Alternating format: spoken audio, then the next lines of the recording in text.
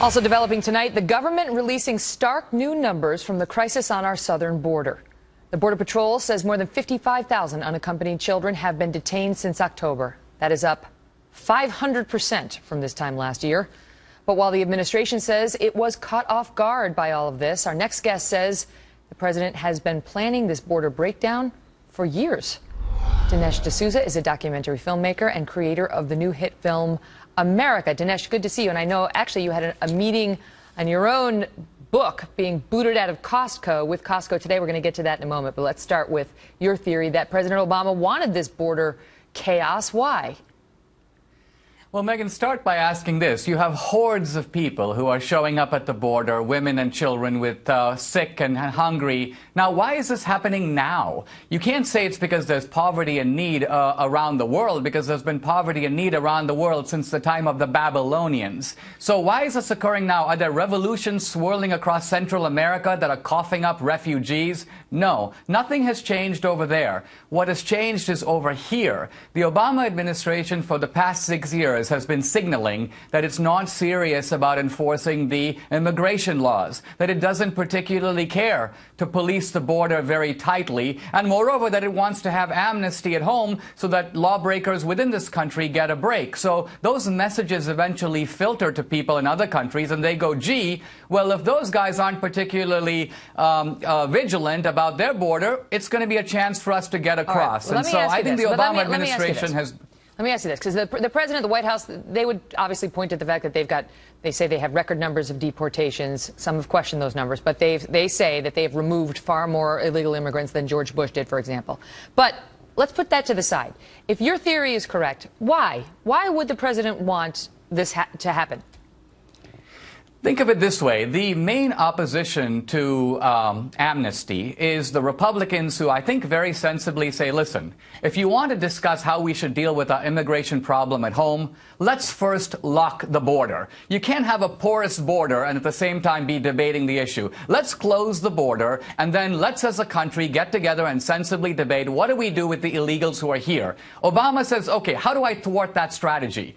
Now, one of the lessons of Obama's political mentor, this is the radical activist Saul Alinsky, was that, look, the American middle class is fundamentally innocent and decent, and you can always exploit the natural goodness of the American middle class for political ends. So if you produce women and children sick, starving, in desperate need at the border, it's very difficult for the ordinary American goodwill to say, turn those people back. Sorry, we're not going to help you out. So just by preying on the goodness of the American people, Obama's able to force the hand on the immigration issue and put the Republicans on the defensive and say, listen, either you give me amnesty, or I'm just going to let these people start coming across the border, and there's nothing you can do about it. I know in America, your film, you speak to the relationship that, that President Obama may have had with Saul Alinsky, his ideas, and you have sort of a voiceover of a character that would be Saul Alinsky. Let's show a little bit of that. This becomes a contest of power. Now, power has always gone into two areas, those who have money and those who have people. We have nothing but people. One thing I've come to realize is that any positive action for radical social change will have to be focused on the white middle class. For the simple reason that this is where the real power lies. Do I make myself clear? That's the actual Saul Alinsky. What is that showing us? Well, what that's showing us is that what Alinsky is saying is that you can use, if you will, the power of people to just swarm, in this case, the border, and the American people will be defenseless against us. They won't know what to do about it. It's a form of social and political intimidation. I was at the border myself, Megan, not very long ago researching this film, and I talked to a border guard, and I said to him, with all the surveillance that our government is doing of its own citizens, why can't we spot people coming across the border? And this guy goes, oh, we spot them. He goes, the problem is when we go to our supervisors and we tell them, look what we see on the camera, what they tell us is, move the camera. In other words, don't show the American people what's coming across the border. And that's a direct quote. All right, I want to ask you about your big meeting with Costco, because Costco booted Dinesh's, he's got this big movie, America, out, and he's also got a book of the same name, and they took the book in early June, a month before the movie came out. They say they kicked the book out, they cut the orders, got rid of the book, because they say it had lackluster sales. They didn't know you were having a movie coming out that would boost the sales. It had nothing to do with ideology. You had a meeting with them today. What happened?